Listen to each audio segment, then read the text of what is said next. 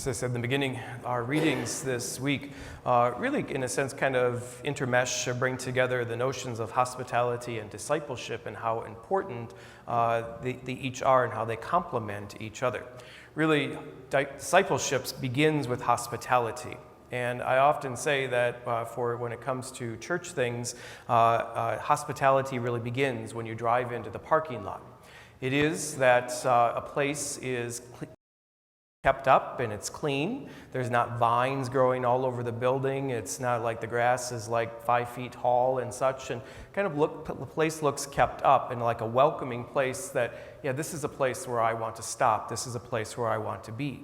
You know, even in here, you know, we work hard to make sure that the place is clean and everything is well kept, and there's, you know, things in the facilities and for the restrooms and different things, and just in a sense, a welcoming atmosphere for when people come to use the place. It is a notion of hospitality. It says, we want you to be here. We invite you to be here. This is really how it begins. And then when we are here, you know, we preach and hopefully we practice that we are kind to one another, that we assist one another, we help one another, you know, and that we live those values of welcoming. The first reading today, we had the story of Abraham, and it's kind of an odd story. It doesn't come up too often in our cycle of readings, but he encounters and welcomes these 3 men who come by his way. He's just got his tent pitched there in the desert. He's a nomad. He moves from one place to the next. And there he is with his wife Sarah, and they're pretty advanced at years at this point in time. And these 3 strangers come by. Now, the author of the book of Genesis says that these 3 are actually the Lord. It is God. It is the divine. Abraham recognizes this, and as he would do for any stranger, he immediately invites them to sit, take a rest, take your time out from your journey. I'll get you some water to bathe yourself, to clean yourself, to drink. I'll go and prepare some food and such, because this is a guest. This is a stranger now who is now being welcomed into our midst. If you know anything about what life was like several thousands of years ago in the Mediterranean world at that time, people really relied and only survived on the hospitality of strangers. If you went from one place to the next, it was desert, it was arid, you know, there was not many resources, there were not towns like we have with facilities and such. As you got and approached a place where somebody was camped or maybe a little tiny little village or something, you really, in a sense, the only way you could survive was on the hospitality of strangers. So hospitality is an important notion and has been an important notion in our faith for thousands of years. Martha and Mary, in our second reading today, in a sense kind of contrasts the hospitality nature of welcoming the guest, but also being attentive and present to the guest who comes in your midst. And Martha says, I'm doing everything. And Jesus says, you know what? Mary's just sitting here listening to me. Why don't you try it? It's okay. I really don't need anything else.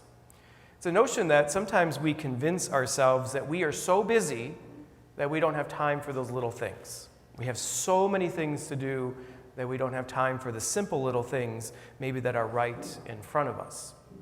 A week ago or so, this kind of struck me as a little bit of an example of how important this is. I know many of you know my predecessor here, Father Kuhn. He lives in the rectory in Farley. And he's there, and I stop and see him, you know, whenever I can, as much as I can. I always have to make sure I have at least an hour so I can stop to see him, because it takes that long before you can get away from him. So I've gotten pretty good at figuring out his schedule when he bowls and plays cards and different things. So then if I really need to stop there and do something at the house, I do it when he's gone. It's much easier. I can get in and out pretty quickly. But anyway, so earlier this summer, I discovered as I was there at the rectory, I kind of stop and make sure his air conditioners are working and make sure everything's okay and such, and especially in the heat.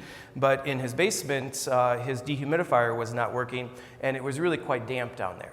So I was kind of working with that and trying to get it to go and such, and finally I just got a new one, and then I tried to hook it up, and I couldn't get the hose on the back of it, and the bucket kept filling up, and once the bucket filled, it would stop running, so I had to keep stopping up there and such, and I was trying to get this all figured out. And so one evening I was going through Farley, had all these different things going on, and I was on my way to someplace else. I thought, I'm going to stop and see that. Maybe he's not home. Well, I walked in the back door, there he was sitting at the kitchen table. So I just said, Father Kuhn, I cannot stay very long. I got to go downstairs, I'm going to check the dehumidifier, and then I got to get on my way. I don't think his hearing aids were working. I think that went right over him. So downstairs I went, and I'm working on the dehumidifier, and I'm tightening the hose and trying to get it figured out and such. And after about 5 minutes, I think I got it working. And as I'm downstairs, I could hear him moving around upstairs in the kitchen. And pretty soon I heard clink, clink, clink, the sound of ice going into glasses. It's time for a drink. That's all I could figure out. I went upstairs, and I got up there. Sure enough, he was pouring the scotch. I guess I wasn't going anywhere for a while, right? But it was a reminder to me because I said to myself, I'm so busy. I got all these things to do. But really, what's more important than sitting with a 91-year-old man? And just sitting there with him, he just wants to talk. He just wants to visit. That's all it's about. And that's really what the gospel says as well. All these different things we convince ourselves we have to do, but what about these tiny little things of sitting with someone, visiting someone who's sick, maybe taking care of somebody who is hungry, somebody who's lonely, maybe taking somebody to the doctor who needs a ride, whatever it may be. Those little things really are more important than probably anything else that we truly have to do. Yes, we have to get things done, but sometimes we convince ourselves we're too busy for these other important things in life, and I think that's the point that Jesus makes. So hospitality leads to discipleship. Being hospitable really, in a sense, makes us good disciples, and I think that's the point of what we hear this weekend.